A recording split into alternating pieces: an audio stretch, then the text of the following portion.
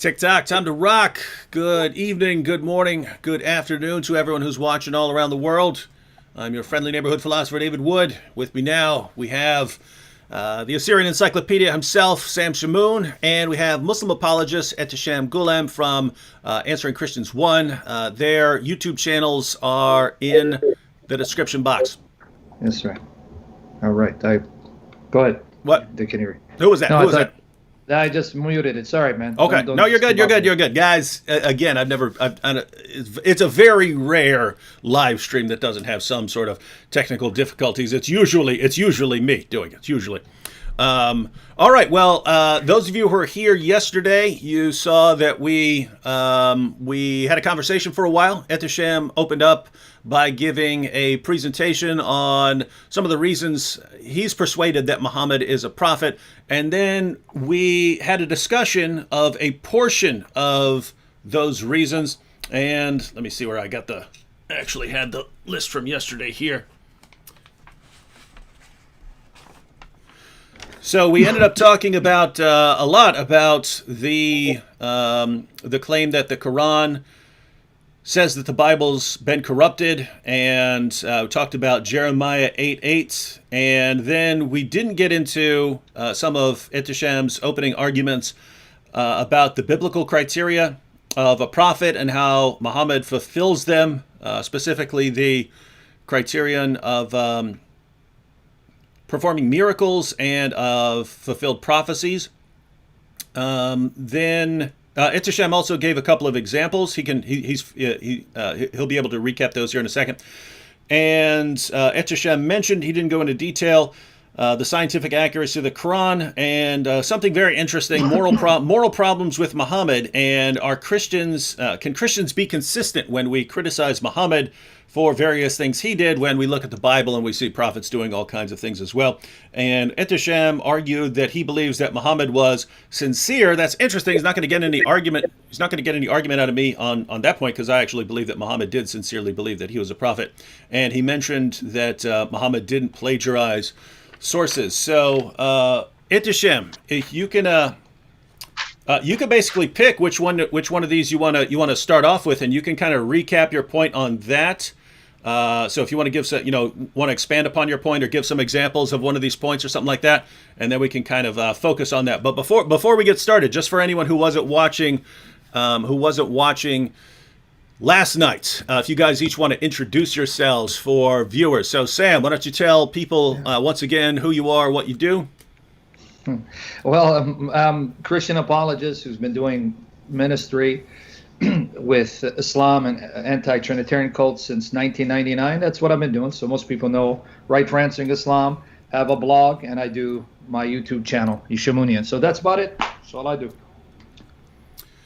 And Sam, a lot of people have noticed, regardless of their background, that you seem to have a computer-like memory. And for those of you yesterday who were saying, "Wow, I want Sam's brain," ladies and gentlemen, trust me, you don't.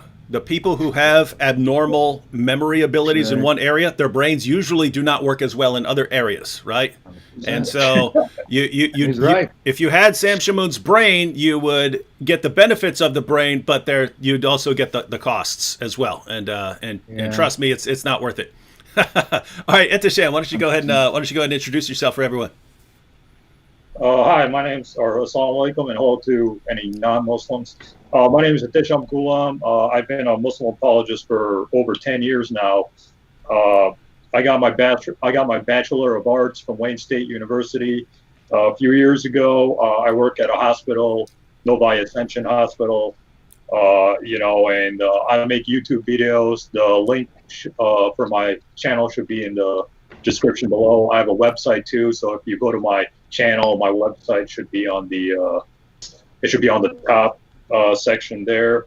And that's pretty much all I can think of. Oh yeah, I've done interviews with various scholars like Dr. Richard Carrier and Robert M. Price and stuff like that. So I have interview videos regarding the origins of the Bible and Christianity and stuff like that. So people who want to know the Bible from like these atheist scholars, they can go on my channel and things like that. I like researching the Bible and the Quran and Judaism, Christianity, and Islam. That's one of my hobbies, I guess. And I'm a DC guy, as you can see in my shirt. I noticed that.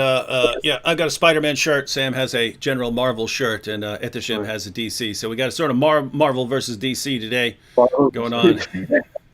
And by the way, you know what we need to say though? I gotta say this. By the way, I hear background noise. Like I think it's probably Ehteshaam. I can hear me, but what I'm saying is you got to give Ehteshaam credit. He's one of the few Muslims who's willing to come here and prove what he believes because he has confidence.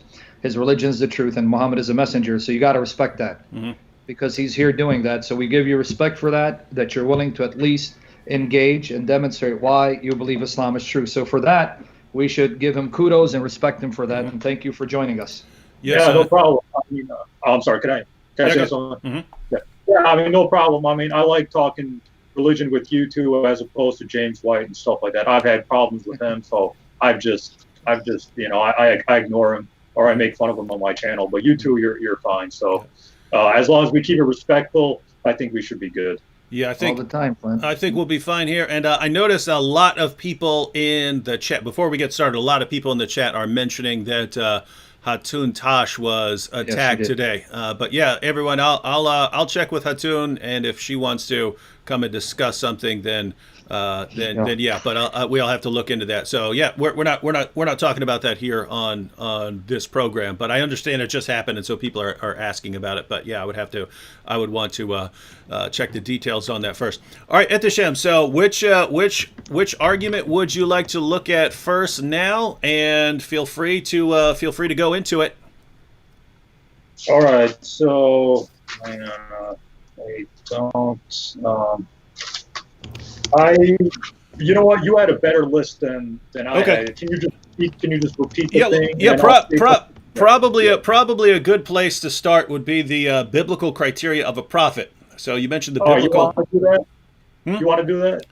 Or yeah, you want? Yeah, whatever you want. Anything you want. You mentioned you could we could through anything you want. So we could talk about the biblical criteria of a prophet. Yeah, that's what you want to do. You mentioned some examples of Muhammad saying things that came true, or that prophecies that were fulfilled, and you mentioned Muhammad performing miracles, and you mentioned that these were fulfillments of biblical prophecies, and you mentioned scientific accuracy of the Quran, and you mentioned how moral objections to Muhammad are problematic when coming from Christians because we have biblical prophets doing things that we would regard as immoral, and so any one of those points you want to go into. All right, so let's start with the criteria, the proofs for prophecy and miracles and stuff like that. Because when it comes to moral issues, I got to look up the references in my Bible, so that's going to take a little bit. I should have done that earlier. My bad. So actually, Ehteshaam, I have to point out, you have the Assyrian Encyclopedia right here. If you're thinking of something and you're not sure the reference, you can just say, Sam, what's a reference on this, and he'll give you that. That's how I do it. Yeah. It's actually easier for me when I'm if I'm working on an article or something and I need some references. It's actually easier for me to say, Sam, give me all the references on this, than for me to actually look them up, because he spouts them all out. So yeah, if you need any references on any of that stuff. Yeah. Let's see. He could give them all to you. It's quicker. Yeah. You give me too much credit, but glory to Jesus Christ. Everything good's from Him. We trust the Spirit. But go ahead, brother.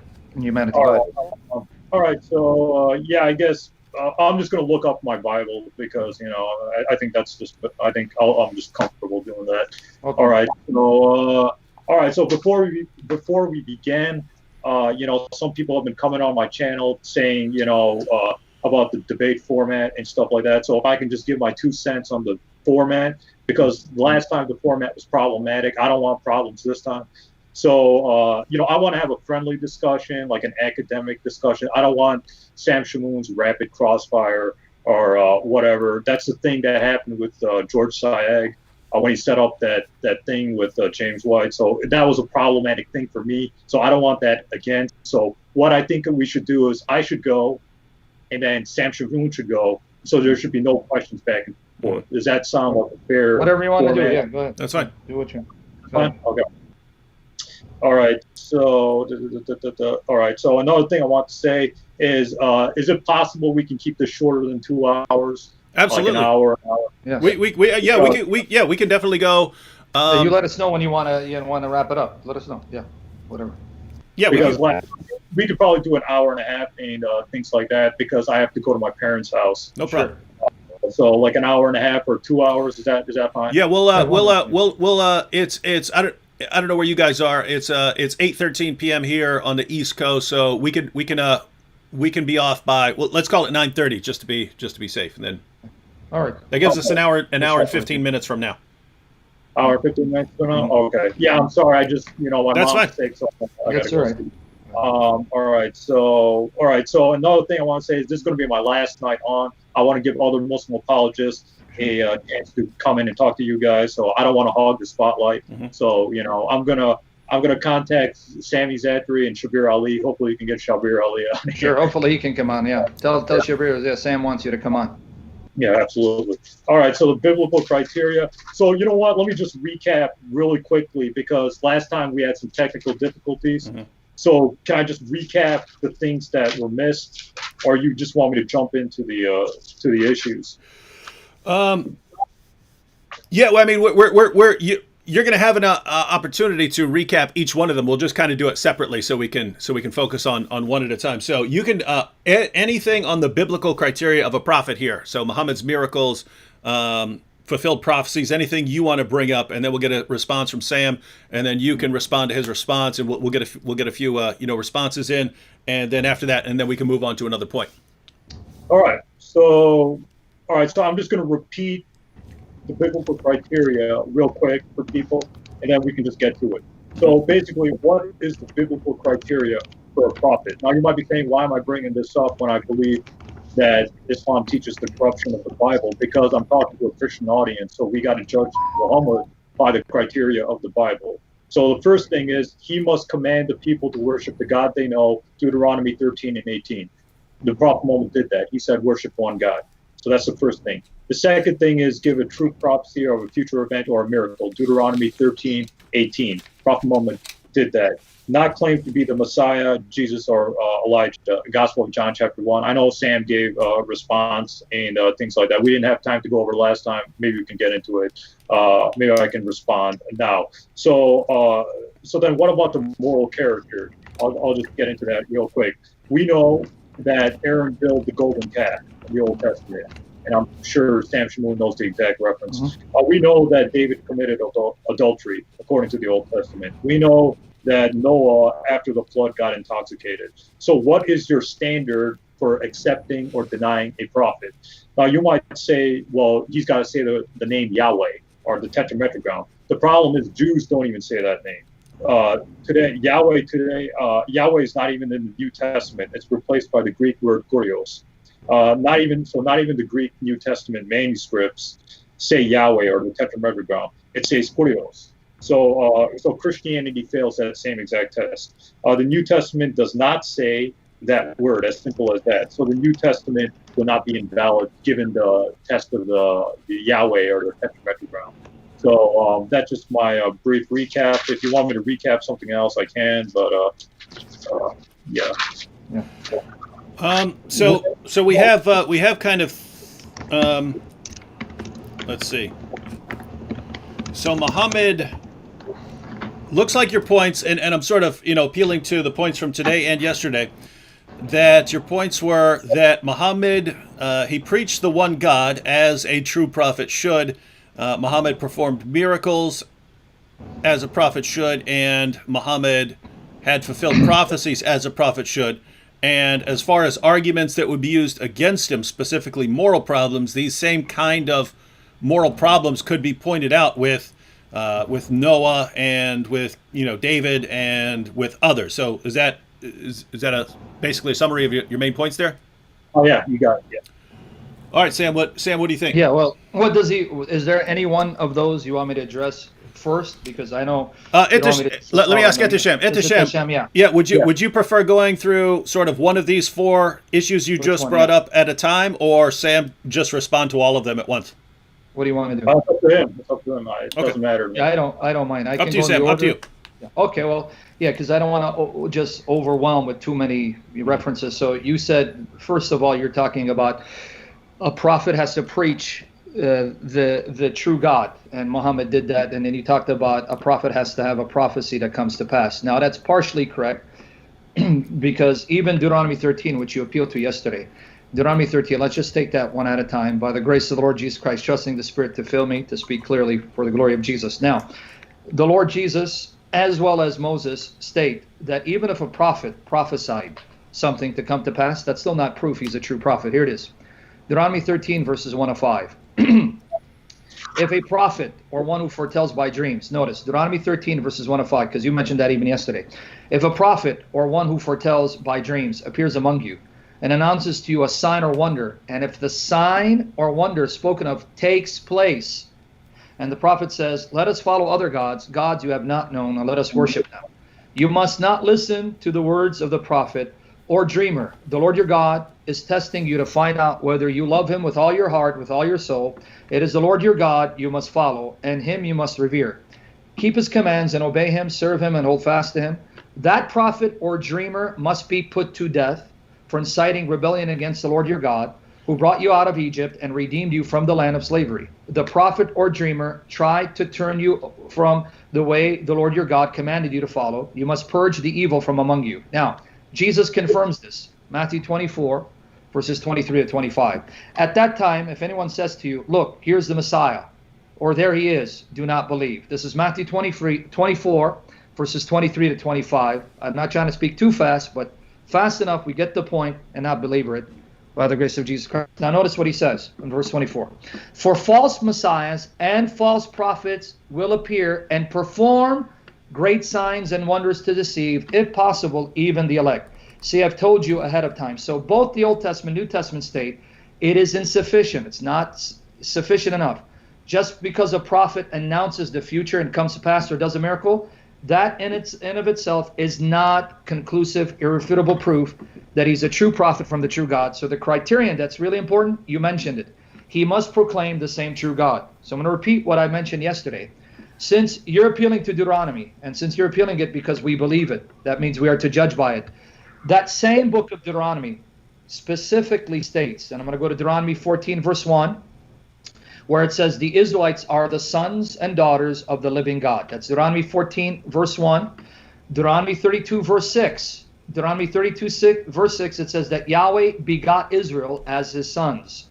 And that's repeated in Deuteronomy 32, verses 18 to 20, where God is chastening the Israelites, saying that they pretty much ignored and abandoned the rock who gave them birth, the rock who spiritually begot them, the rock who spiritually birthed them, the rock who spiritually fathered them, because God is not a physical being. He doesn't have sex.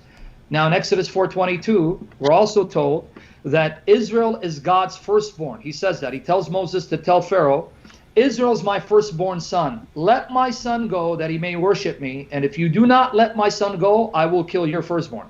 So right away, the God of the Old Testament is a spiritual father to his covenant people. They are his spiritual children that he spiritually birthed, spiritually fathered, not sexually.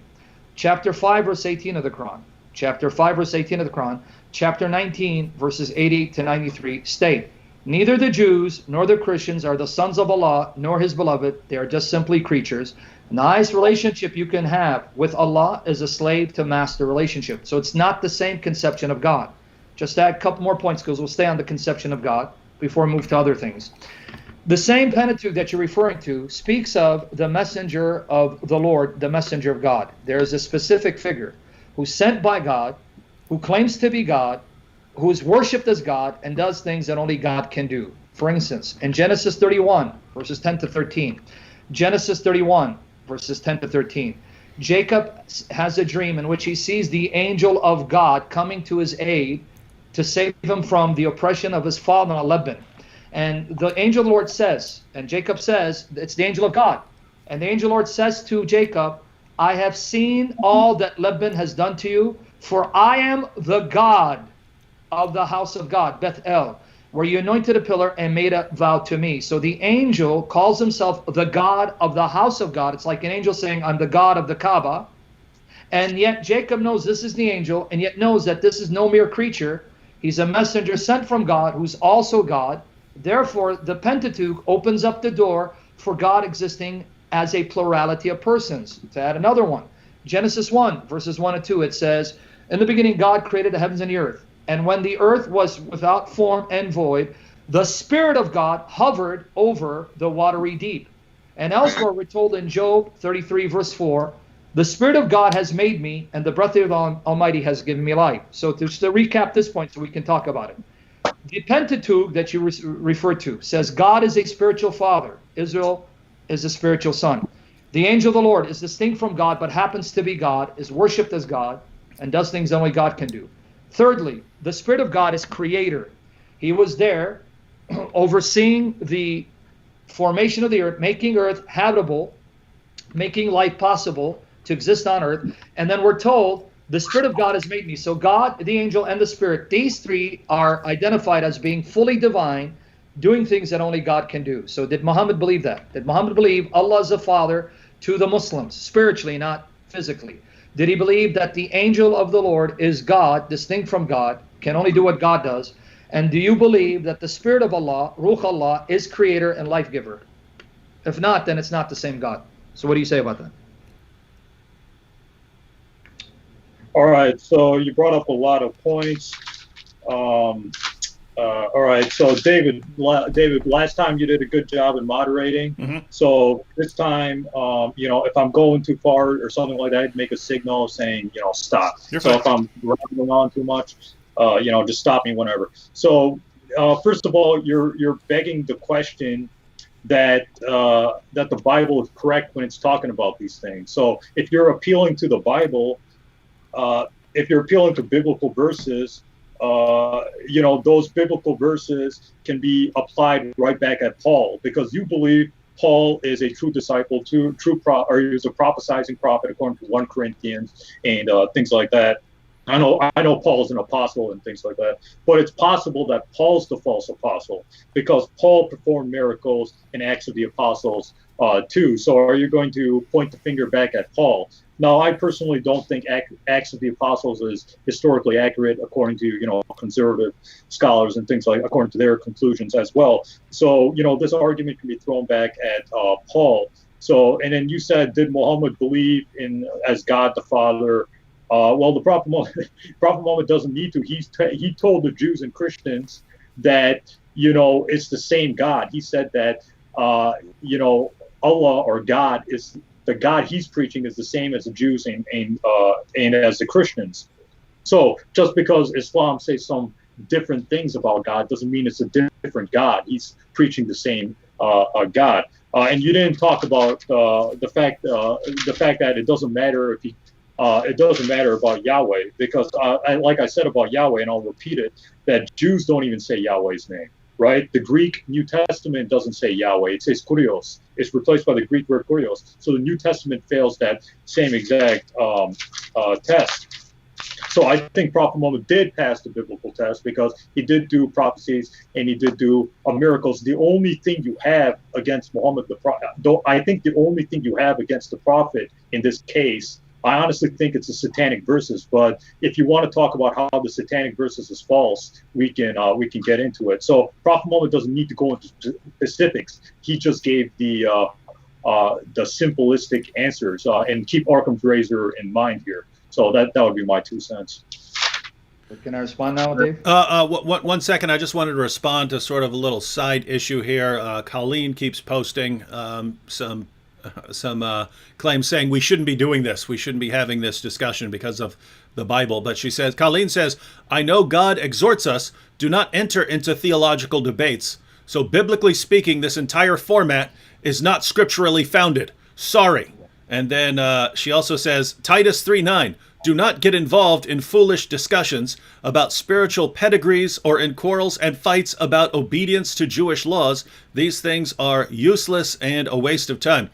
First of all, well, I would point out 3 things very quickly, Colleen. 1, Paul is talking about certain kinds of disputes, which are not what we're doing right here. 2, what we're doing right here, this does occur in the Bible, right? When it says that Apollos vigorously refuted his opponents in public debate by proving that Jesus is the Christ, that's what's going on here. When Paul was having public discussions with the Stoic and Epicurean philosophers, that's what we're doing, right? If two people disagree on something, it's a good idea to have a discussion or a debate. So you do find that thing. You do find that sort of thing in the Bible. So those are two things. And then the third thing would be, look how hypocritical you are, right? You're telling us, guys, you have the wrong position.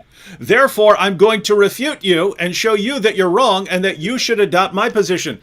That's exactly what we're doing, right? We're stating what positions we disagree on, trying to get to the truth about them. You're saying, you can't do that sort of thing. Let me tell you how you guys are wrong and how you should adopt my position of not having this discussion. But notice, what are you doing? You're trying to have a debate on whether we should be debating and whether debating is okay. Stop being a hypocrite. But, this is a silly position. If you don't like this, Colleen, go somewhere else. All right. Now that we dealt with that. Let me say, guys, please stop with the nonsense in the chat, because when you do that, we have to correct you. That's robbing time. Yeah. Because Ehteshaam doesn't have much time. Mm-hmm. Stop robbing the time. Leave us be. Leave time us robbers. Don't like it? Get out of here then. Because I don't want the time to pass us by now. Let's do a debate, DC versus Marvel. Let's do that. Yeah, that would be great, and Batman wins. But let me come back to some of the things you said. Now, the things you said, Ehteshaam, maybe you forgot. You appealed to Deuteronomy 18, and you said, because you're Christians, I'm appealing to the Bible to show you that Muhammad passes the biblical criteria.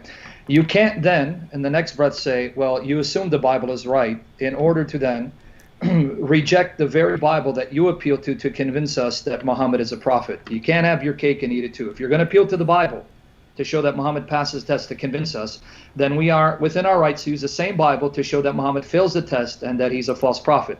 That's the first point. You appeal to the Bible, and I'm appealing to the Bible show, no, he doesn't pass that criteria that you appeal to. But secondly, we can talk about Paul, and I guarantee you Paul will pass with flying colors, both from the Old Testament, the New Testament, and even the Quran. But I'm not going to change the topic to Paul, because Paul did not contradict anything in the Old Testament. Paul did not say God is not a father to his people. Paul did not say that the Holy Spirit is not divine and co-creator. Paul did not reject the deity of the angel of the Lord, all of which Muhammad did. So that's a second point.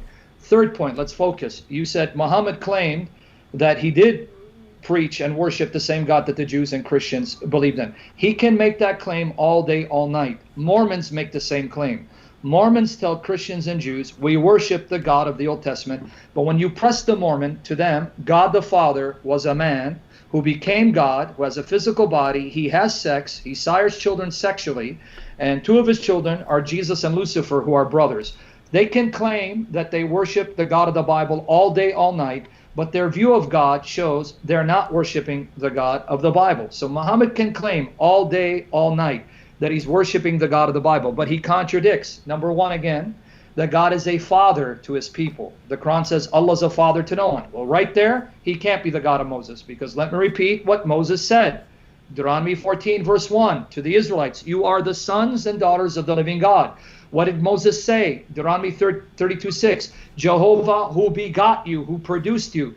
What did he say in Deuteronomy 32, 8? The God who gave you birth, the rock who beget you, which directly flies in the face of lam yalid wa lam yulad, because Moses' God does beget spiritually, not physically, not sexually. He doesn't have a wife that he has sex with to sire children. So no, it's not the same God. And then let's go back to what I said.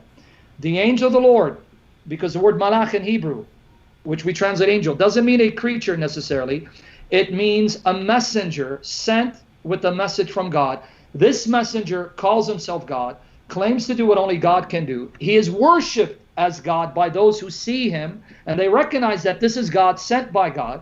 And then the Spirit of God, Ruach Elohim, Genesis 1 verse 2, is there overseeing the superintendence of the earth, making it habitable.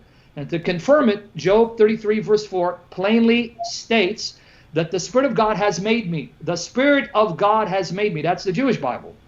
And the breath of the Almighty gives me life. So the Old Testament agrees with the New Testament on these areas. New Testament agrees with the Old Testament, but contradicts the Quran. And then finally, why would I need to refute your argument about Yahweh? That's not my argument. So please, Ehteshaam, don't attack straw man. Just because some other Christians say Muhammad didn't use the name Yahweh, deal with them. Go to them and bring this up. That's what Samuel Green would bring up. I'm not Samuel Green. I'm Sam Shamoun, right? It's like me attacking Bassam's arguments that you didn't make. Yeah, but you see, Ehteshaam, this wrong part, and hey, but I'm not Bassam Zawadi. When you bring Bassam Zawadi, then refute him.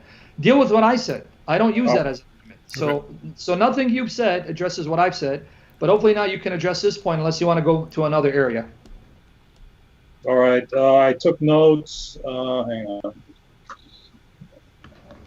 All right, so why am I appealing to the Bible? You might be asking. Well, like I said last night, I'm talking to a Christian audience. I'm guessing like 99% of the people watching are Christians. That's what I'm guessing.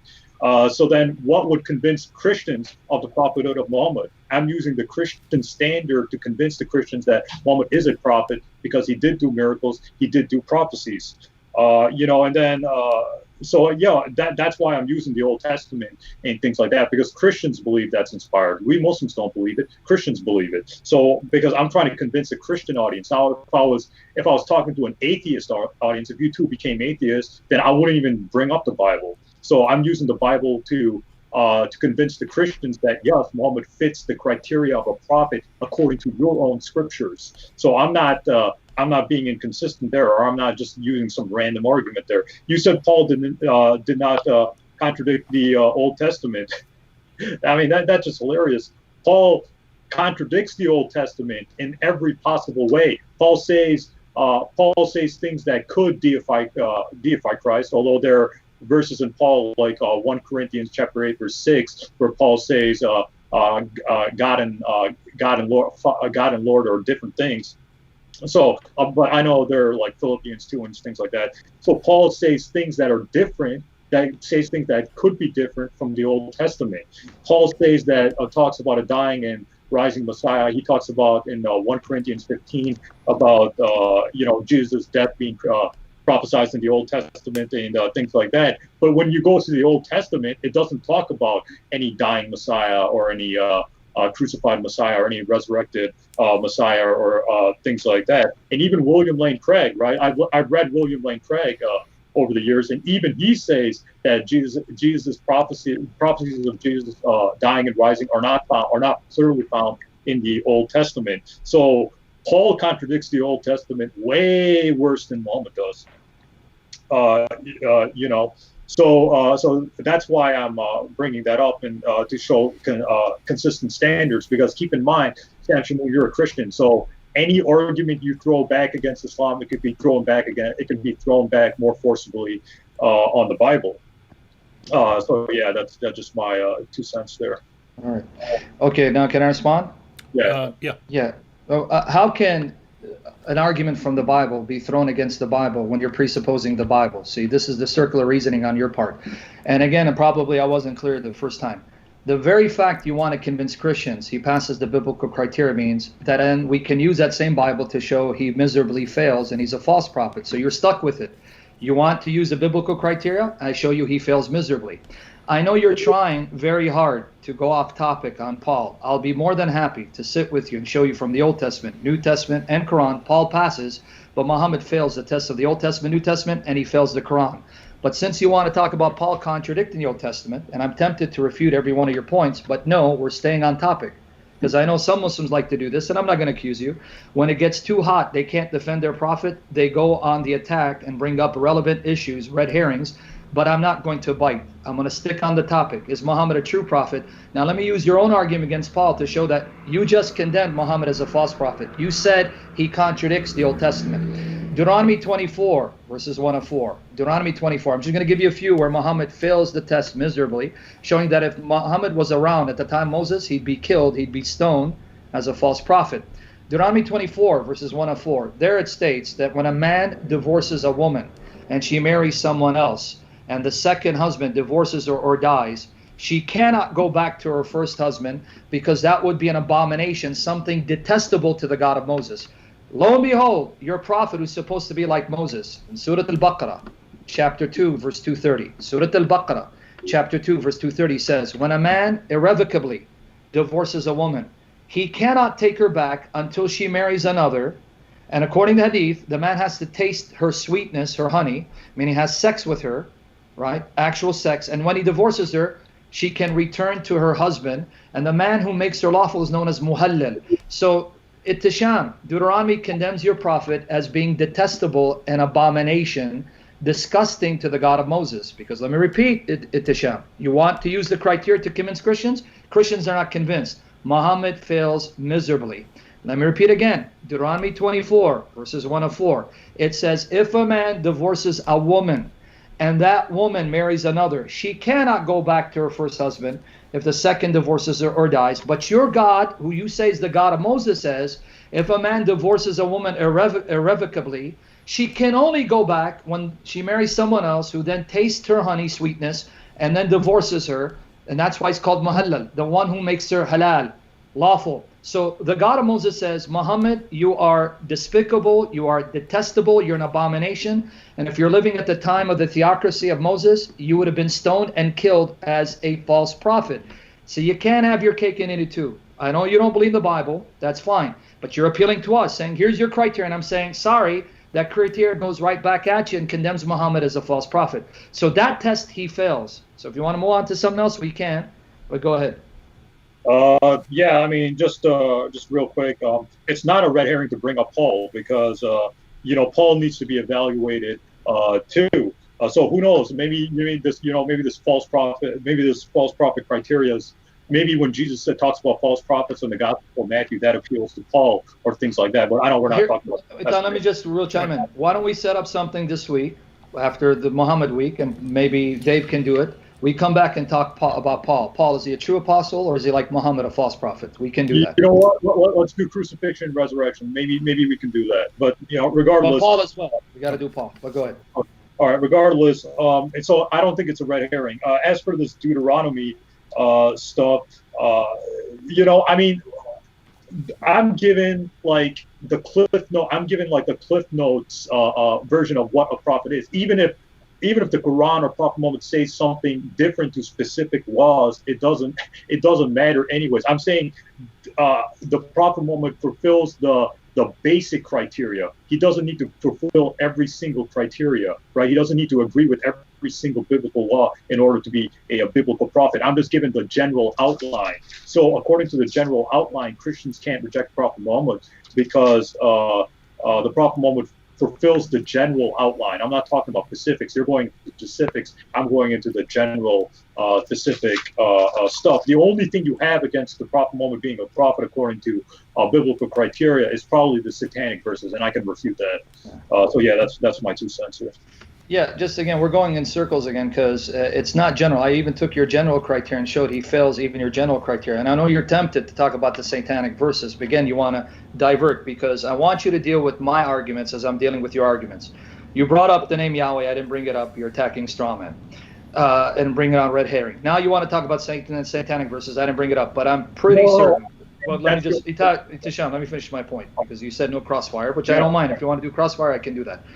You want to talk about the satanic verses, more than happy. I'm sure Dave would love to bring you on. We'll just do satanic verses and show it passes the criteria for authenticity. But again, I didn't bring up the satanic verses. I'm dealing with your criteria. I didn't even bring up criteria. I said, what is your criteria? According to your criteria, he fails even the general criteria as well as the specific. But since we're just repeating ourselves, maybe we can go to the other argument. Because I don't want to just keep repeating myself. Yeah, why don't Ehteshaam, if you want to give your response to Sam there, and then we can go on to a different point. Yeah. So well, the satanic verses. I want to just talk real quick about that because the only reason why I brought that up is because I honestly believe that's the only argument Shamoun has against the Prophet Muhammad. That's why he didn't bring it up. Okay, fine. But I'll just say the satanic verses is false because it's been condemned by a lot of Muslim scholars. I know it's found in Ibn Ishaq, al-Waqidi, and Sa'd al-Tabari, but like I said before, all those sources are weak anyways. So that's why I'm bringing it up just to refute it before it's even brought up. But the Prophet Muhammad fulfilled like the basic things because did Muhammad affirm the worship of one God? Yes. Just because he didn't follow Deuteronomy 24 about marriage laws and the Quran chapter 2 verse 220 230 say something different, that doesn't mean he's a false prophet because he didn't go into specifics on those issues. Did Prophet Muhammad do miracles? Yes. Did Prophet Muhammad do prophecies? Yes. The specifics don't matter. The fact that he did it matter. You see, so there are three things. And the Prophet Muhammad spoke positively about people like Moses, about people like Adam, Noah, and stuff. All those prophets are accepted in Islam. So Islam's not bringing anything new. It's bringing the final revelation. So I think that's just my theological theory. So, I wouldn't mind because you guys you kind of discussed whether miracles or fulfilled prophecies would show that someone's a prophet without actually going into any fulfilled prophecies or miracles, which Ehteshaam did mention yesterday. I remember him mentioning that Muhammad prophesied that people would compete in building tall buildings, and I think he mentioned Muhammad splitting in the moon. I think you mentioned a few things, but Ehteshaam, did you want to talk about any of those, and then Sam could respond, or? Yeah, but one point before we go there, Ehteshaam, because I want to address one thing. You said prophecy, but here's what you said. You said that Muhammad preached the worship of the one God. Okay, now Leviticus 26 verse 1, and I want you to address this. Leviticus 26 verse 1, God condemns anyone who would take sacred stones and venerate them. According to your sound tradition, which is part of your Umrah and your Hajj, Muhammad made it mandatory that if you're able to, when you perform the pilgrimage, the lesser or the greater pilgrimage, to kiss the black stone and to smother it and weep upon it. So here's my challenge to you, Ehteshaam, from the very Deuteronomy and the Pentateuch you referred to. You're saying, he preached the worship of the one God. Can you show me anywhere in the Pentateuch or Deuteronomy, where God says, part of my worship includes kissing a black stone, smothering it, weeping on it as an act of devotion to me, when Leviticus 26:1 says, anyone who does that is condemned to hell. So can you show me that in the Pentateuch to show that Muhammad complies with the very criteria, the general criteria you appeal to? All right, I'm just writing my response. So, all right, Leviticus. Okay, so about this black stone kissing and stuff like that, Muslims, the Prophet Muhammad kissed it to respect it, or things like that. It doesn't mean Muslims worship it. He kissed it to respect it. Not where even Umar bin Khattab. I know you know that hadith. Umar bin Khattab said, "I'm only kissing you because I saw the Prophet Muhammad kissing you." He kissed it to respect, or he kissed it to respect it, not to worship it. It doesn't. And another thing is, most Muslims wouldn't even do that. It's not even a compulsory act to go to Kaaba and kiss the black stone. We have 1.6 billion Muslims or something like that. Most Muslims won't even go to Hajj, first of all, and most Muslims wouldn't even do that. So that's not even a compulsory act on us. So you kiss it to respect it, not to worship it. So Sam Shamoun, if you kiss your wife, does that mean you worship her? No, you're just doing it to respect her, right? Well, I hope so, but yeah. Yeah, let me address that. The Bible tells me to show affection to my wife, but condemns me to show affection to stones. So you're attacking strawman again and throwing out a red herring. So let me repeat my challenge again. I can show you in the Bible where God tells me to show love and devotion and affection to my wife because she's a living, breathing being. But the same Bible that tells me to do that condemns me for showing reverence to a stone that neither benefits nor harms, that's inanimate. So I'm going to try it again. You can say it's not worship, and you can say it's not compulsory, but your greatest example is Muhammad, and he's an example for you to follow. The man that you say is a prophet like Moses. So I'm going to try it again. You can explain it away and say it's not worship. He's just showing it respect. I was clear. The true God of Moses did not allow the Israelites to take a stone and show it that kind of respect and veneration. So if Muhammad is a prophet like Moses, then that means he's going to worship God the way Moses did. So I'm going to try it again. Can you show me where the God of Moses said you can take a stone, a sacred stone, a stone of any kind, show it respect? It won't be worship, show it respect, and in doing that, you'll be honoring me because this is something that I endorse. This is something I condone. When Leviticus 26:1 condemns anyone who would show any type of respect to an inanimate stone like your prophet did. So that didn't address my objection, and to correct you again. Whereas the Bible does say show affection to living animate beings like my wife and children, it condemns showing such affection to an inanimate stone. Even the example of Umar proved my point. Even Umar didn't understand the logic. He went to kiss it and he said, I know you're a stone that neither harms nor benefits. Had I not seen the messenger of Allah do it, I would not have done it. So he's baffled. I don't know why he did it, but hey, he's the prophet and I have to follow his example. But that example condemned Umar to hell. So I'm going to ask you again. You said Muhammad taught the worship of the same true God that Moses commanded. But the God of Moses condemned venerating stones.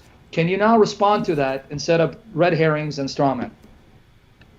Well, like I said, it's not a compulsory act on Muslims. It was just some random thing the Prophet Muhammad did. Like, we know the Prophet Muhammad didn't like eating lizards. I mean, it doesn't mean anything. It's not like it's not a compulsory act, right? Islam's based on 5 pillars, none of which talk about going and kissing the black stone. So it's just a random thing he did. It's not a compulsory. If it was a compulsory act, I would agree with you, right? If the Prophet Muhammad said you have to do it in order to stay a Muslim, then I would agree with you. But it's just a random thing he did, that has no bearing on us. Like, we know the Prophet Muhammad didn't like eating lizards. We know the Prophet Muhammad wore sandals. We don't have to do those things. He was just there were just things at that specific time, at that specific place for specific reasons. So it's not a compulsory act. If it was a compulsory act, then yes, I would agree with you, but it's not a compulsory act. So that's the issue. I mean, you kiss your wife, so does that mean you worship her? So I mean, the logic doesn't follow. But we can move on to other things. Well, let me make a final point on this. Just one final, Dave, because he said it's not compulsory. You said there are 5 compulsory acts. Now, Ehteshaam, you and I both know. One of the 5 compulsory acts is Hajj, pilgrimage. You must, if you can afford it, at least once in your lifetime, make a pilgrimage to Mecca.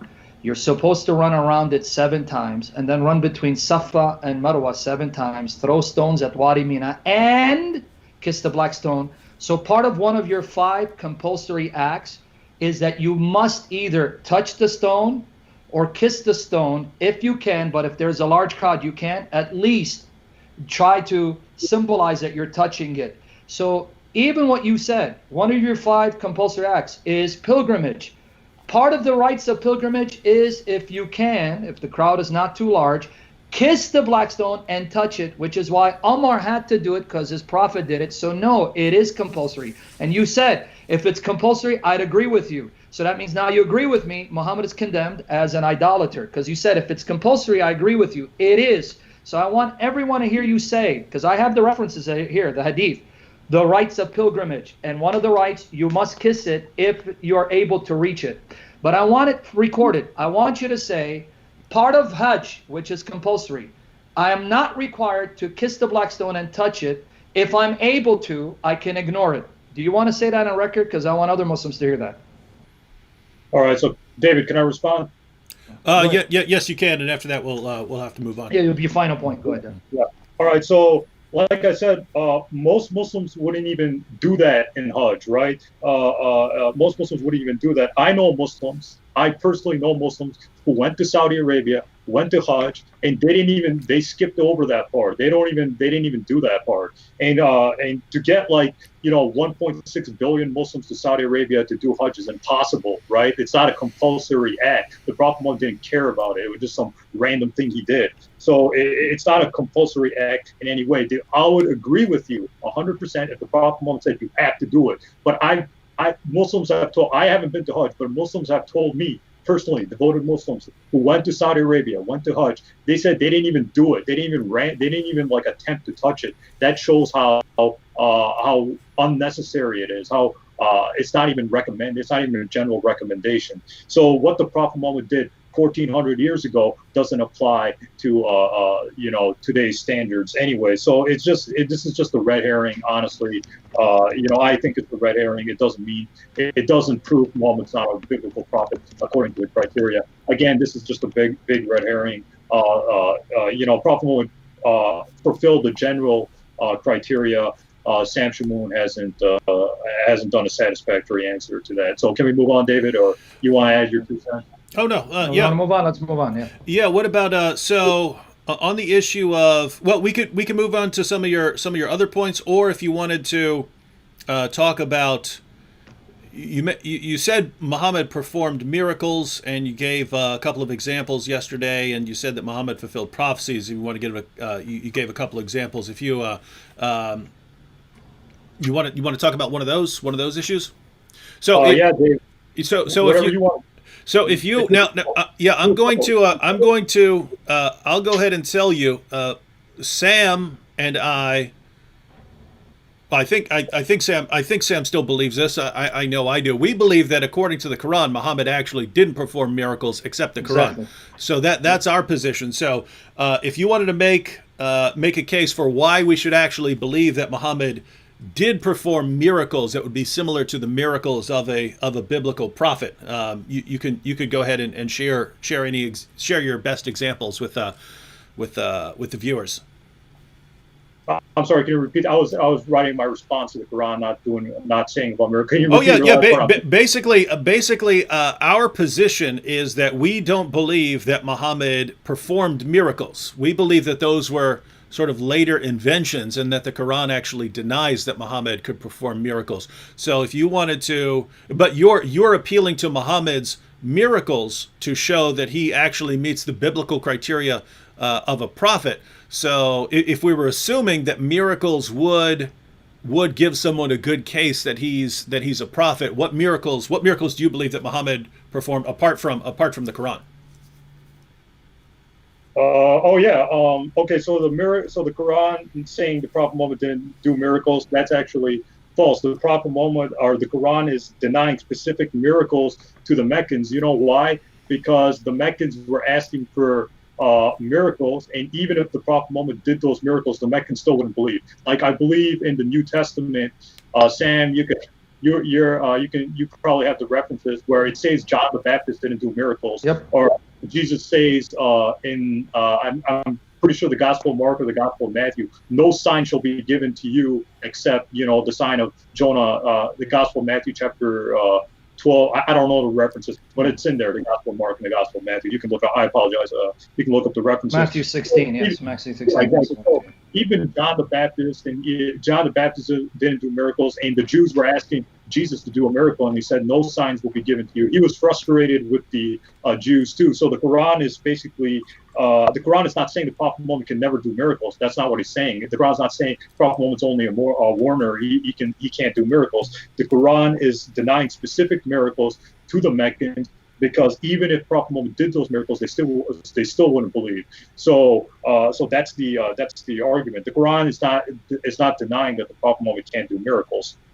So as for specific miracles, I'll just give two to save time. The Quran, chapter 54, and Tafsir ibn Abbas, which is earlier than Tafsir ibn Kathir and things like that. According to Quran chapter 54, Prophet Muhammad split the moon in half, and he brought it back. Now you might say, if the moon was split in half, how come there's no records of it? Or that's that's impossible or whatever. Well, Christians and Muslims believe in the supernatural. They believe in the supernatural realm. So why can't God split the moon in half and put it back immediately? And the second reason why it's not recorded is because it was during the night. So I don't think people 1,400 years ago were just looking at the sky, with telescopes and satellites and things like that. So that's why I think it was a miss. So why can't God split the moon in half and put it back the way it was? Again, keep in mind, Christians and Muslims believe in the supernatural realm. So in a world where God exists, these things are possible. The second miracle Prophet Muhammad did was he healed people. According to Ibn Kathir's biography, Prophet Muhammad increased Abu Huraira's memory in Sahih Bukhari and Sahih Muslim. Prophet Muhammad had water coming out of his hands in Sahih Bukhari and Sahih Muslim, and things like that. And Prophet Muhammad was able to multiply food in Sahih Muslim. So according to our Muslim most authentic sources, Prophet Muhammad did miracles and things like that. And another thing about this, William Lane Craig, I remember I was watching a debate with William Lane Craig a little bit ago, and he even made that stat. He said that Prophet Muhammad didn't do miracles according to the earliest biography of the Prophet Muhammad. Well, according to this book, even though I don't think this is reliable, this book's reliable, Prophet Muhammad did miracles according to this book too. So even that claim is false. So that's just my 2 cents here. All right. All right, so Sam, there are basically two issues: whether the Quran is or is not claiming that Muhammad couldn't perform miracles, and then specific examples from both the Quran and from the Sirah and Hadith. Yeah, let me address it. Number one, when you said that John the Baptist didn't do any miracles, remember, that's not our criterion. I even stated, I want everyone to hear, I actually made it clear that according to Deuteronomy 13, fulfilled prophecy and miracles are no proof that a person's a true prophet sent by God. So no one made an argument that John the Baptist is a true prophet or a false prophet because of miracles or lack thereof. So when you give me a criterion, see, Muhammad is a true prophet, he did miracles, and say, well, see, John didn't do miracles and he's still a true prophet. As far as I'm concerned and David's concerned, that's not the argument that we're making for the validity of John the Baptist. That's first of all. So that's not our criterion, that's yours. Secondly, even though Jesus said no sign will be given to this adulterous generation except the sign of Jonah, even then he's saying they're going to receive a sign. Read it, Matthew 16, verses 1 and 2. He said that after giving them plenty of signs. He had already done dozens of miracles. The disciples did dozens of miracles in the name of Jesus. He didn't say no sign will be given. He goes, in spite of all the signs I've given you, you're going to get one final sign. One more. No other sign but this, the sign of Jonah. And then he explains what it means. So it's ironic you're appealing to Jesus, who did dozens of miracles in front of eyewitnesses, even hostile witnesses. So did his disciples. And even that comment assumes he will do a miracle. No sign shall be given except, so he didn't say no sign altogether, end of story, period.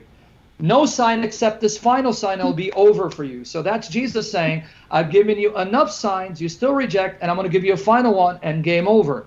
But then when you say that the Quran, this is what you said the Quran is denying specific miracles that the unbelievers asked of Muhammad. That is true for some of the verses, but that's not true for all of the verses. So I'm going to say you're again mistaken, because the Quran speaks in generalities. They're asking, why hasn't he done any sign, period? And they don't qualify it. For example, chapter 17, verse 59. I'm going to give you, and then I'm going to read Muhammad Assad. But you may reject him and say, well, he's liberal. Well, that's fine. You don't have to accept him, just like I don't accept any scholar you cite. But the problem is the evidence is on the side of Muhammad Assad because he's faithful to the Quran, whereas later tradition is trying to make Muhammad into a Superman comparable to Jesus. Little do they realize that's another weapon in the hands of unbelievers to show that the hadiths contradict the Quran. They're embellished and cannot be trusted in those areas. So let me just read a couple of verses for you. Chapter 17, verse 59. Chapter 17, verse 59. Nothing prevented us from sending the signs, but that the ancients cried lies to them.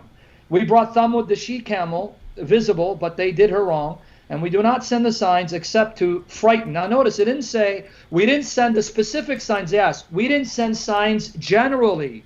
We didn't send signs generally. We didn't send any sign, period. Not just the specific ones you asked. And here's the excuse, because they rejected them before, so you're going to reject them too. Well, I can say the same thing. Ehteshaam, I'm a prophet, and I won't give you a miracle because what's the point? Even if I did a miracle to prove I'm a prophet, you'll reject it. So therefore, I won't do a miracle. It's a waste of time, but still, believe me, I'm a prophet. That's a very terrible, lame excuse on the part of Muhammad. Now, chapter 13, verse 27. Here you go. The unbelievers say, why has a sign not been sent down? Can you repeat that reference? I'm sorry. Can you repeat that? Chapter 13, verse 27. Okay. Chapter 13, verse 27. Why, the unbelievers say, why has a sign not been sent down upon him from his Lord? Didn't say a specific sign. A general sign. How come no sign from your Lord? They didn't say this specific sign. So you're taking select verses where they did ask for specific signs and ignoring the plethora of references where they're asking for a sign in general. Just any sign, period. And what's the response? Doesn't say, we already sent you plenty of signs. What are you talking about? No, here's the response. The unbelievers say, why has a sign not been sent down upon him from his Lord? Say, God leads astray whomsoever he wills, and he guides to him all who are penitent. Now, let me read Muhammad Assad, because then I have a question about the splitting of the moon, because you mentioned 54 verse 5. Here's what Muhammad Assad says, page 427. This highly elliptic sentence has a fundamental bearing on the purpose of the Quran as a whole.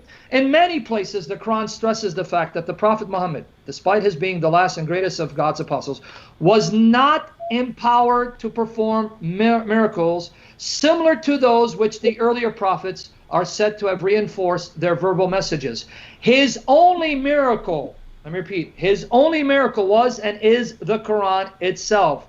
A message perfect in its lucidity and ethical comprehensiveness, destined for all times and all stages of human development, addressed not merely to the feelings, but also to the minds of men, open to everyone, whatever his race or social environment, and bound to remain unchanged forever. So Muhammad Assad, who converted to Islam, who translated the Quran from Arabic English, so he was a scholar, says, the repeated message of the Quran, he did no miracles, especially like those of the prophets before him.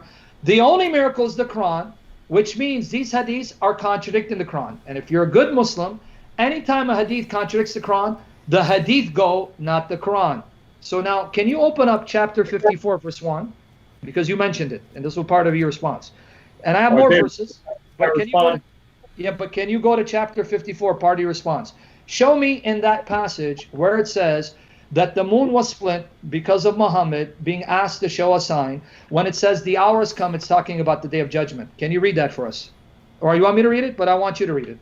Oh, no. Can I go? David, can I go? Yeah, it's your turn. He handed it over to you. He asked you to read. He asked you to read the beginning of Surah 54 and to show where it said something about Muhammad. But in addition to that, it's your time now. You can respond to anything he said. Oh, hang on, Ehteshaam, you broke up there. Ehteshaam is frozen. Ehteshaam, can you hear me? Sometimes there are fluctuations in the internet. They only last 30 seconds or a minute or something like that, and then it works out again. So we'll go ahead and wait. I can hear you. Okay. I can't see you. I can hear you. Okay, your voice is a little breaking up, and you're not moving, so you're kind of frozen on the screen. But go ahead and try talking, and we'll see if we can hear you. Hello.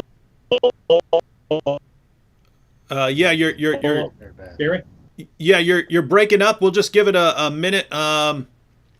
We'll just give it a minute or so. I want to let Sam keep talking until your internet catches up, which should be the case. If you want in me a few to seconds. just read the verse then, because he doesn't want, I'll read it and then he can respond. Yeah, Sam, you go ahead and read the verse, and then hopefully Ehteshaam's internet connection catches up here in a second. All right, here goes 54 verse 1, and I'll read 2. The hour drew nigh, and the moon was rent in twain. Notice, the hour drew nigh, and the moon was rent in twain. And if they behold a portent, they turn away and say, prolonged illusion, the hour. Now, here's what Yusuf Ali is going to say about this passage. Okay, here's what Yusuf Ali says about this passage. Let me see if I can find it.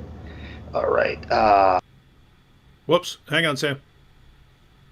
He's calling you. What? You want to pick up? Can you see me? We'll wait. Yeah, I see you, but is that a different internet? What is that? Is that your phone? No, that's my phone. Yeah. Yeah. Let me call. I will have to call both of you back, and just answer it on your phone. All right. So I'm gonna have to hang up real quick, and then I'll call you back. Or you go ahead and let me see.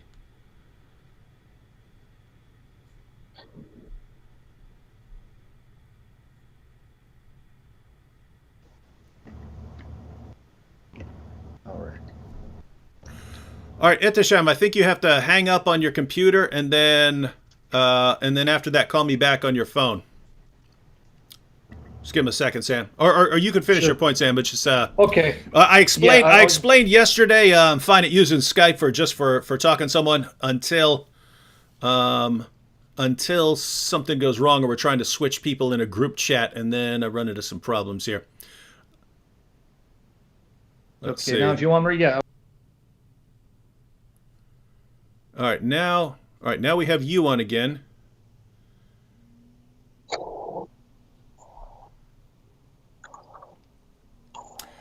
All right, Ehteshaam, I have to hang up on you here. When you get a call back, pick it up on your phone because I have to kind of call both of you at the same time. Okay. All right, here you go.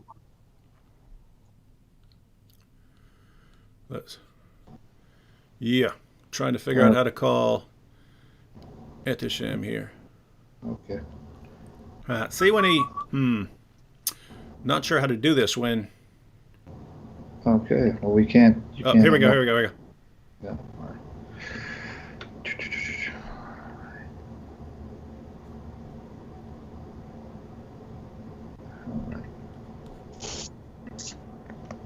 Oh, there we go. You got him? All right, can we get a sound check from you, Ehteshaam? Hi. Hello. Can you hear me? Yeah. All right, yeah, go ahead. Time is yours now. Oh, mine or Sam's? Your time. Sam talked for like an hour. All right. So regarding Mark chapter 8, verse 13 through Mark chapter 8, verse 11 through 13, Jesus. Hang on 1 second here.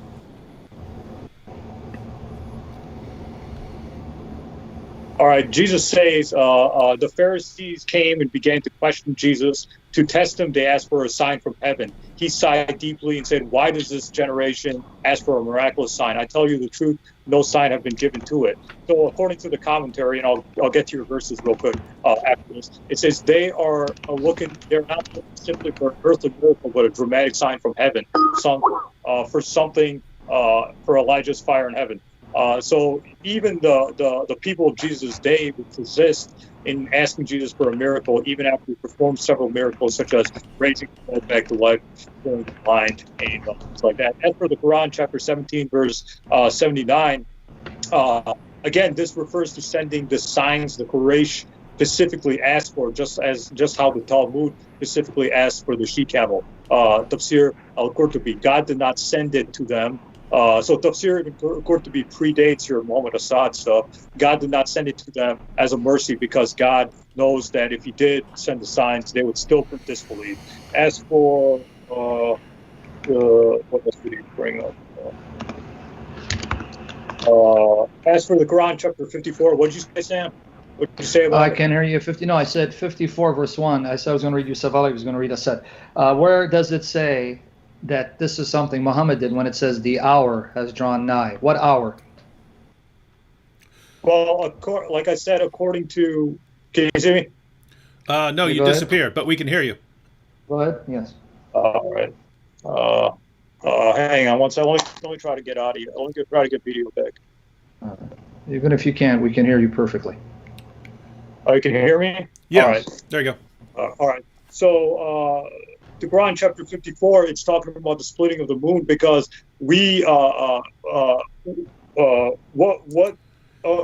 according to Tafsir ibn Kathir, Tafsir ibn Abbas, the Hadith literature, Sahih Bukhari, Sahih Muslim, etc., we believe that the Prophet Muhammad split the moon because of the Quran chapter 54. So the context of the Quran 54 is not talking about the end of the world, the day of Judgment Day. It's talking about that specific time Prophet Muhammad split the moon and brought it back according to the earliest Muslim literature. So that's the correct context of it. And the Quran, the Hadith did not come 200 years later. It was written during the times of the companions and things like that. So it's talking about that specific time. It's not talking about the Day of Judgment times. Okay. Can I address them now? Yeah. Okay. Number one, Matthew 16, Jesus does say, no sign shall be given to it. But if you go to Matthew 12, 37, 41, he says, no sign shall be given except the sign of Jonah. Is he still there? Is he still there, Dave, or did he leave? Yeah, I think someone's calling him. Okay, yeah. Are you listening at the shop? Yeah. Oh, okay, yeah. I can't hear you, man. You're good. Again, this happens. Yeah. Sorry, can you hear me? You got to hang up on that Skype guy who's calling you. Is he there? Can you hear me? Looks like we lost Ehteshaam. No. Hang on. All right. Okay. Let me see. Okay, hold on. Let's wait, guys.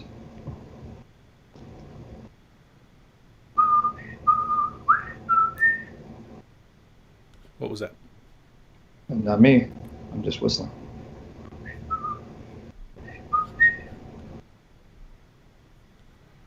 All right, guys. Hey, guys, this is technology. It's the best we can do. There we go. All right. All right, we see you, Mr. Jim. Yeah. Are you back? Yeah. Okay, now here's my response again, hopefully by the grace of Jesus Christ. Matthew 16, verse 1 and 2, that's when he says, no sign shall be given to this wicked adulterous generation. But if you go back to Matthew 12, 37 to 41, he says, no sign shall be given this adulterous generation except the sign of Jonah. He had already done dozens of signs, and he said they will be given a sign, and the final sign will be his resurrection. So Jesus already gave ample signs and proofs to show them they have no excuse for rejecting him, which is unlike what we find in the case of Muhammad. Secondly, it's not a matter of proximity, because Muhammad Assad is much later in time, and therefore Qurtubi is earlier, and then somehow that means that Qurtubi is more reliable. Because Ehteshaam, you're contradicting yourself, because Ibn Ishaq, who's even closer to the time of Muhammad than Qurtubi, says things about Muhammad that you reject. For example, you said about the satanic verses, and I want everyone to hear what you said. I know Ibn Ishaq mentions the satanic verses. I know Tabari does, but they are weak. So now it's like you want to have your cake and eat it too. You want to go with Qurtubi when it comes to miracles and reject Assad because Qurtubi is closer. And yet Ibn Ishaq, who's even closer to time Muhammad, you still question, you still doubt, and you reject the satanic verses, even though it comes from Ibn Ishaq, who's way earlier than Qurtubi. So what method are you using to determine historicity? It seems like your method is, if it suits my purpose, I'll quote it. If it refutes my purpose and my aim and exposes Muhammad as a false prophet, no matter how close, I'll reject it. You can't have your cake and eat it too, Ehteshaam. Stick with a method, be consistent so we can apply it. But I want everyone to hear this. I want everyone to hear it. Qurtubi, who's closer than Assad, says Muhammad did miracles. Assad is later. Well, Ibn Ishaq is even closer than Qurtubi, and so is Tabari, and both of them affirm your prophet recited satanic verses inspired by Satan to praise gods and goddesses. But you're going to say they're weak, they're fabricated, they're inauthentic, so you really don't care about proximity. You don't really care how close the source is, because if his source is damning, no matter how close is it, you're going to reject it. So let's come back to now Muhammad Assad. It's not that Muhammad Assad is later. Muhammad is using the Quran to determine what later traditions say. So Muhammad Assad, unlike Qurtubi, is faithful to the Quran because the Quran repeatedly says no miracles in general, not simply rejecting specific miracles. So Assad is right because he's going with the Quran. Qurtubi, though earlier than Assad, is wrong because he's contradicting the Quran. Do you see how it works? Assad is not that naive. He wasn't that stupid because he's since deceased. He realizes if the Quran says something black and white, I don't care what other sources say, how closer they are to the Quran. They're contradicting the Quran. They can't be right unless the Quran is wrong. So you see the method I'm using? I'm using the method of Muhammad Assad. If the Quran says black and white, no miracles, you can give me Ibn Ishaq and Tabari and Qurtubi. You can give them all saying he did miracles. The Quran trumps them unless you want to say that the son of Muhammad trumps the Quran, if that is the son of Muhammad. Finally, it is the future in chapter 54, verse 1. But before I get to that, let me read another passage. This passage proves he couldn't do miracles. And Ehteshaam, I hope you understand the argument. Because if you show me he did miracles, the Quran is a lie. Stop being a Muslim. Because I want to read this. Chapter 29, verses 48 to 51. Chapter 29, verses 48 to 51. I want you to read what the Quran says, why there can't be miracles except the Quran. The Quran says there can't be any miracle. Specific can't be. Here why. Not before this didst thou recite any book. Before this, you didn't recite a book or inscribe it with your hand, for then those who followed falsehood would have doubted. No, rather it is signs, meaning the Quran is signs, clear signs, in the breasts of those who have been given knowledge, meaning those who recite it. And none deny our signs but evildoers. Now watch this, Ehteshaam. They say, why have signs not been sent down upon him from his Lord? Notice again, it's general, Ehteshaam. You keep going to the verses that refer to specific miracles they ask. Here it's general. Why not signs in general? Any sign given to him. Muhammad didn't respond the way you would like him to respond. He didn't say, many signs were already given. You still don't believe. Here's the answer. Say, the signs are only with Allah, and I'm only a plain warner. What? Is this not sufficient for them? that we have sent down upon you the book that is recited to them? Surely in it is a mercy and a reminder to a people believe. So notice Muhammad's response, which is not your response, not Qurtubi's response, not Tabari's response. Why aren't there any signs given to you? Didn't ask for specific, so don't make it specific, it's general. And he says, well, the signs are with my Lord, my God, but I'm only a plain warner, and besides, this Quran is the sufficient miracle. Ehteshaam, now you're in a dilemma. If you show me another miracle to confirm the Quran, you prove Muhammad was wrong. The Quran is not sufficient. It's insufficient, so it needs other miracles to back it up. But if it needs other miracles, then the Quran lied right here.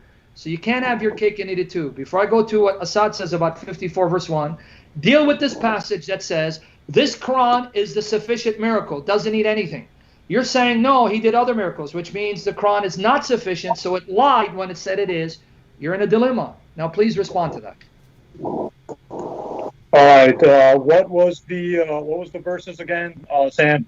29 verses 48 to 51, but specifically verse 51. So 29 verses 48 to 51, but pay attention specifically to 51, which says, no signs, I'm just a warner. This is sufficient. You bring other miracles, that means the Quran lied. It's not sufficient because it needed other miracles. What does it mean to devote your life to the truth? All right, 1 second. We're hearing something in the background. Yeah, it's Sounds like a video popped up or something like that. yeah. I'm trying to. Damn it. Sorry. I'm trying to get my laptop connected back. All right, whatever. I'll just go without it. Yeah, we're good. We only have about 10 more minutes anyway. All right, so I'm just gonna wrap this. I'm just gonna answer this. I'm gonna wrap up the thing. 1 second. I'm gonna refute Sam's point, then I'm just gonna get to the conclusion. Sound good, David? Sure, go ahead. Yeah, Yep. sure. All right. Quran chapter 29, verse 48 through 51. All right. All right. So about the technical difficulties, I'm sorry. I was using my laptop. Then I had to switch to my phone. I'm sorry for any interruptions. I don't know what's going on with my internet. That's totally normal. I've had probably half the people I have on here live experience internet connection problems at some point. All right, 1 second.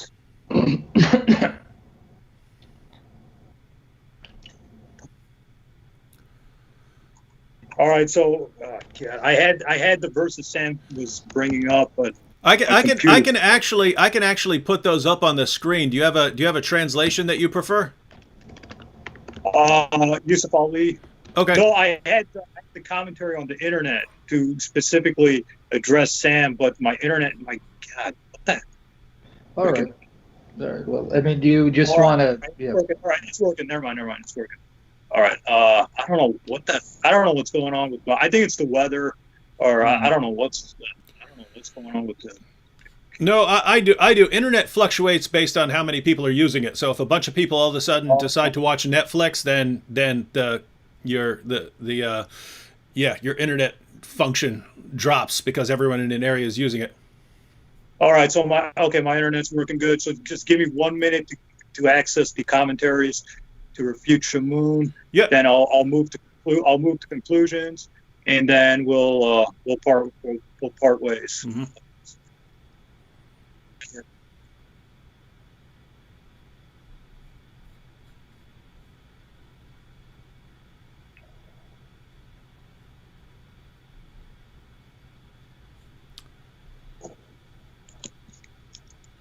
Matter of fact, I'll just address a couple of quick questions real quick while you're doing that. Ahmed Hassem, the copywriter, I think he's a Muslim, said, "How can I join the debate on Skype?" So apparently he wanted to jump right in. Ahmed, if you go to my YouTube channel page, if you go to Act 17 Apologetics on YouTube, and you go to the About section, I think you have to be on a browser. I don't think it works on phone, so you have to be at like a desktop or laptop or something like that.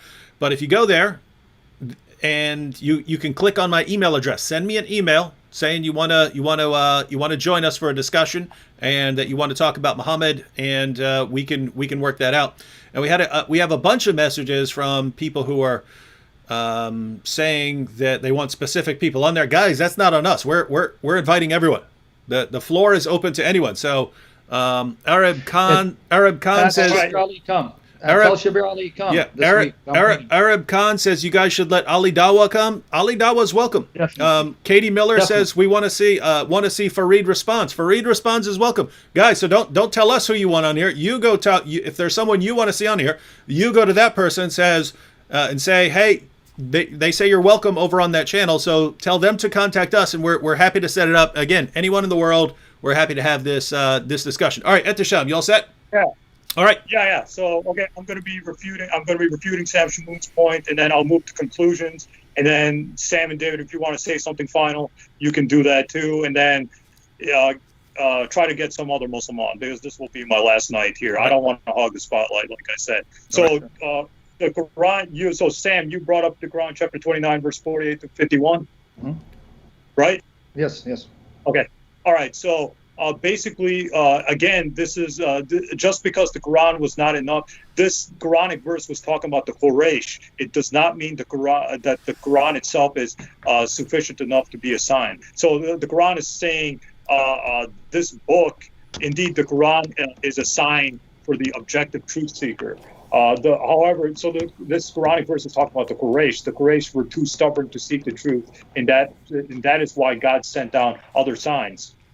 Now, just because the Quraysh were too stubborn, it doesn't imply that the Quran is saying no miracle will be shown to them. Again, the splitting of the moon was shown to them, and they just said it's magic.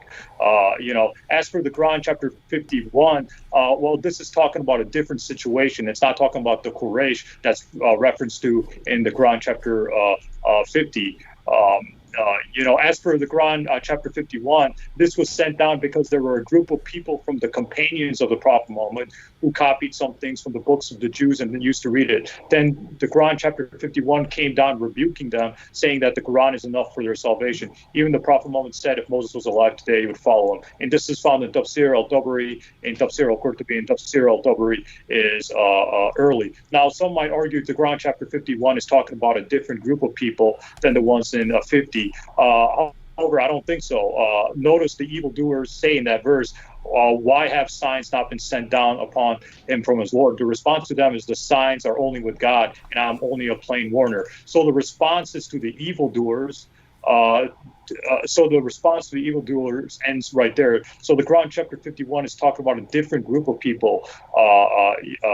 So it's not, the Quran is not saying Prophet Muhammad can never do signs. That's not what it's saying. It's just denying specific signs to specific people. But it's not saying Prophet Muhammad, nowhere in the Quran does it say Prophet Muhammad can't do any kind of miracle. So I'm just going to jump to conclusions because I think it's time to wrap up right there. Hey, Ehteshaam, why don't we let Sam give his conclusion first? That way we can give you the last word. Let me wrap it up. Sam, try to keep it 1 to 2 minutes range. Okay. Good. Yeah, let me do this. Yeah, first of all, just to make it part of my wrap up, when he said, well, it's just the Quraysh and that's who Muhammad is addressing. Well, who do you expect him to address? Who do you expect to be objecting to Muhammad? The Russians? Do you expect it to be Mexicans? It's obviously to the group he sent to, and the group he sent to are the Quraysh, and it's the Quraysh saying, why aren't signs sent down to him from his Lord? They're not asking for a specific sign here. Other places they did specific sign, but here now they're saying, why not signs generally? Where are the signs? None are given. And Muhammad's response is, the signs are with Allah, I'm only a plain warner, and besides, this is a sufficient sign. He said that the Quran is not saying it's a sufficient sign. Yes, it is. What? Is it not sufficient for them? I don't know how much plainer the Quran can be. The Quraysh that Muhammad was sent to didn't just ask for specific signs. They asked for any sign. Just a sign. Any sign. Muhammad's response is, no signs given. He could have said, I've already given you plenty of signs. Where does the Quran say Muhammad said, I've already shown you plenty of signs? He repeatedly says, no signs, they're with my Lord. Besides, you'd reject them, and this Quran is sufficient. So contrary to what Ehteshaam is saying, Muhammad is saying, I have no miracles, specifically or generally, because the Quran is sufficient. Anything beyond the Quran means the Quran is not sufficient, so it turns out to be a lie and a fraud if he did more miracles. So I wrap it up. All right, Ehteshaam, and you have your final thoughts here on anything from tonight or last night. Yeah, I mean, I think we just touched the tip of the iceberg. Obviously, is Muhammad a prophet or why Muslims believe Muhammad is a prophet is a huge topic, right? It's impossible to cover everything in one time debate. I think David and Sam would agree that is Muhammad a prophet is a big topic, and you would have to narrow it down specifically. So this is just my 2 cents. I'm just grateful I had a chance to talk about these things, right? So so I'm thankful for that. So I'm just going to wrap up my entire 2-night discussion with you two real quick. So the Quran does not say the Prophet Muhammad didn't perform miracles. I'm going to do a YouTube video on it because I can't get to it right now because I need to wrap up. I'm pretty sure Sam and David are sick of having me, so I need to get out of here. So basically, the Prophet Muhammad. What more do you honestly want from a prophet? The Prophet Muhammad did miracles. He did prophecy. He called people to worship one God.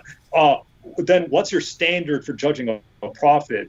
It doesn't get any better than that, right? I mean, what more do you want? If you're saying that, well, Prophet Muhammad contradicted the New Testament, that's a whole different debate, whether Jesus claimed God, whether he died by crucifixion, whether he was resurrected, and whether the disciples believe that or not. That's a whole other topic. So I think this is just my general Cliff Note version of why the Prophet Muhammad is a prophet.